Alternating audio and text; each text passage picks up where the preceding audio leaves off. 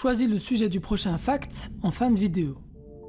Après s'être éloigné des équipages pirates pour le 3e épisode de Fact, traitant de la marine que je vous invite à voir bien évidemment, nous revenons dans ce 4e épisode aux équipages des gros pirates, voire même d'un énorme pirate pour aujourd'hui, mais un équipage éteint, celui des Rocks. Nous allons en première partie parler des grosses pointures de cet équipage avant de laisser place à la partie théorique, comme toujours. Mais avant de commencer, je t'invite à laisser le gomu gomu no pouce bleu en fin de vidéo si cette dernière t'a plu. Le capitaine des Rocks, Roxy Shebeck, était l'un des pirates les plus dangereux de l'histoire de la piraterie de One Piece. Il forma un équipage composé de monstres tels que Barbe Blanche, Kaido, Big Mom ou encore Shiki le Lion d'Or. Son équipage était très différent de ce que l'on peut voir aujourd'hui parmi les pirates, car tous les coups étaient permis entre camarades, tuer, voler. Shebeck avait même créé un certain jeu pour récupérer des membres d'autres équipages, une pratique nous faisant penser directement au Davy Back Fight avant l'arc Water 7, un arc que beaucoup pensent être un hors-série, mais que nenni, il fait bel et bien partie du manga et est canon à l'histoire de One Piece. Foxy existe et il expliquera lui-même qu'il n'est pas le créateur de ce jeu, mais bien qu'il s'amuse à y jouer, le créateur pourrant être Shebeck. Shebeck était un pirate assez particulier, c'est pourquoi il s'attaquait directement au gouvernement mondial, et il y a 38 ans, Garp et Roger ont dû s'allier afin de faire tomber la terreur qu'il fut, alors que Shebeck s'attaquait à Gold Valley et au Dragon Céleste. Hélas, nous ne savons pas encore grand chose sur le personnage légendaire qu'est Shebeck, outre le fait qu'il était d'une puissance quasi inégalée, et que s'il n'avait pas croisé Garp et Roger sur sa route, il serait sûrement le roi du monde aujourd'hui. Pourquoi Indy aurait-il employé de telles méthodes? Pourquoi Roger, encore jeune et ne connaissant pas encore les secrets du monde, puisqu'il voyage avec Oden seulement 13 ans après avoir combattu Shebeck, a décidé de se mettre en travers du chemin de Rox? Tant de questions pour l'instant sans réponse, mais au vu du caractère de Shebeck, nous pouvons penser que les moyens n'étaient pas justifiables pour Roger. Edward Newgate, aka Barbe Blanche, futur empereur et homme le plus fort du monde, était un membre de l'équipage des Rocks il y a 38 ans. Ce qui fut très étonnant d'apprendre qu'il fit partie d'un groupe de pirates pareil, lui qui tiendra tant à son équipage par la suite, considérant tous ses membres comme ses fils. Barbe Blanche a pris la mer pour trouver une famille, c'est ce que nous avions appris lors d'un flashback. Il n'était pas intéressé par la richesse ou la popularité, il n'avait pas d'ambition particulière. Par la suite, il aurait même pu trouver le One Piece, mais même le trésor ultime et l'île finale du voyage des pirates, Raftel, ne l'intéressait pas. Comment un homme pareil a-t-il pu trouver une famille dans l'équipage des Rocks? 3 possibilités s'offrent à nous. La première est que Barbe Blanche a eu une période où il était un véritable pirate dans sa manière d'être. C'est avec l'âge qu'il se serait assagi et aurait changé sa vision de la piraterie. Mais cela est difficile à croire vu qu'il était très jeune lors du flashback où il affirmait vouloir une famille. La seconde est que la description de Shebeck par Sengoku est mensongère. Ce ne serait pas la première fois que cela arrive et que la marine et que le gouvernement mondial manipulent les informations et la bien-pensance afin de paraître pour les gentils. Mais cela n'expliquerait pas le raid à Gold Valley de la part des Rocks, ou encore pourquoi Roger a accepté de s'allier à Garp pour mettre un terme à leur règne. La troisième est la plus cohérente et la plus simple des 3. Si tout le monde était intéressé par l'argent, les coups bas, etc., ce n'était tout simplement pas le cas de Barbe Blanche qui accompagnait un groupe de malfaiteurs mais qui tenait à eux comme si c'était des frères et sœurs. Il se sentait sûrement compris par ses nakamas comme Big Mom qui elle aussi n'avait pas de famille, etc. Si tout le monde était là pour les trésors, la popularité, etc., Barbe Blanche, lui, ne voulait juste pas être seul.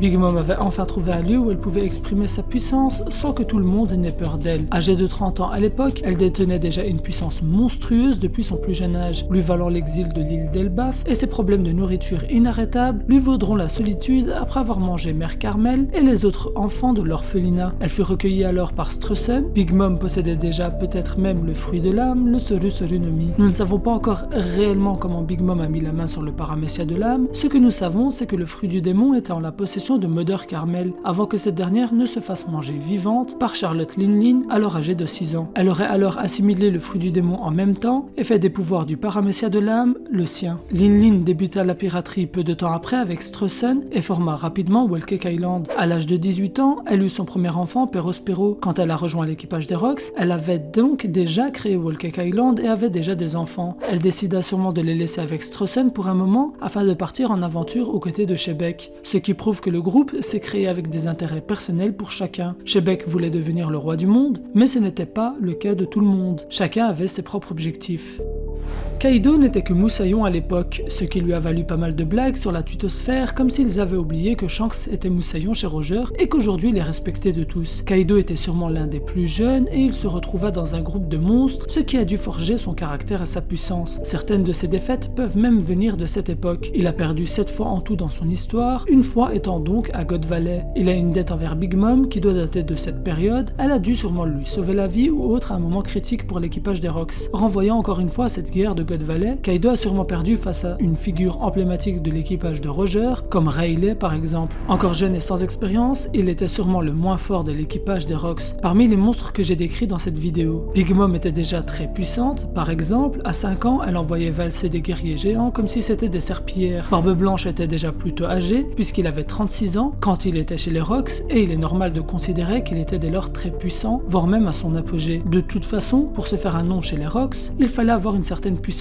C'est pour ça que même si je dis que Kaido n'était que moussaillon ou était le moins fort de ceux cités dans cette vidéo, cela ne veut pas dire qu'il n'était pas fort, il devait détenir une puissance monstrueuse, puisque rien que l'alliance entre Kaido et Big Mom fait trembler la marine et les renvoie aux heures sombres du règne de Shebek. Comme pour les autres, Kaido avait un objectif personnel dans ce groupe. Comme pour Big Mom et Barbe Blanche, Kaido était déjà très grand et de nature effrayante, même si nous ne connaissons pas son passé, difficile de penser qu'un monstre de sa carrure fût accepté aisément et qu'il eut une jeunesse magnifique. Il se retrouvait dans ce groupe avec comme nakama des gens capables de lui tenir tête et qui lui ressemblent. Shiki le Lion d'Or est encore l'un de ces pirates, comme pour les précédents, où son nom a traversé les âges et les époques, à tel point qu'il devint le rival de Roger, comme Barbe Blanche, lorsque le futur seigneur des pirates était à l'apogée de son aventure et de sa puissance. Le souci étant que nous ne savons pas grand chose de Shiki, le film n'étant pas canon, quelles sont les informations qui le furent réellement. Le personnage existe et a même été cité parmi les grosses pointures de l'équipage des Rocks, et est donc canon à l'histoire. Parmi les informations potentiellement canon, mais dont nous ne savons pas, nous savons qu'il attaqua Marineford et se confronta à Sengoku et Garp dans un duel secret et incroyable dans lequel il finit perdant et se fera emprisonner dans le 6e niveau d'Impel Down. Il se serait libéré en se coupant les jambes afin de retirer les menottes en granit marin et profita de son fruit du démon pour s'enfuir. Si ces informations sont canon à l'histoire, expliquant pourquoi Shiki n'était pas au 6e niveau de Marineford lors de l'arrivée de Barbe Noire, ou encore la réaction de Sengoku lorsqu'il apprit qu'un certain pirate s'était enfui parmi la liste des gros criminels. On peut dès lors imaginer que ce dernier était bien Shiki et qu'il devrait alors être introduit dans la suite du manga de manière officielle. Il pourrait être l'ennemi dont parlait Oda, le fameux plus grand adversaire rencontré par Luffy qui a un lien avec Barbe Blanche, car Shiki était son ancien nakama chez les Rocks, puis son rival lors de l'ère Roger, avant d'être emprisonné, laissant Barbe Blanche seule régner sur la piraterie. De manière symbolique, ce serait à la mort de Barbe Blanche que Shiki se serait enfui et reviendrait sur les mers avec comme objectif reprendre ce qui lui est dû, la tête de la piraterie. Je rappelle que la rencontre entre Luffy et Shiki n'est pas canon et ne s'inscrit pas dans l'histoire et la trame du manga, seul support canon encore aujourd'hui. L'équipage des Rocks était fourni de bien d'autres grands noms, mais aucun ne vaudra ceux présentés précédemment. Barbe Blanche, ancien empereur, Kaido et Big Mom, empereur actuel, et Shiki, potentiellement un futur grand danger pour les Mugiwara. Ils gravirent tous leurs noms dans l'histoire de la piraterie, aux côtés des uns des autres avec le capitaine Shebek, puis ils prendront des chemins différents, continuant à monter en puissance, en capacité militaire, en richesse et en réputation.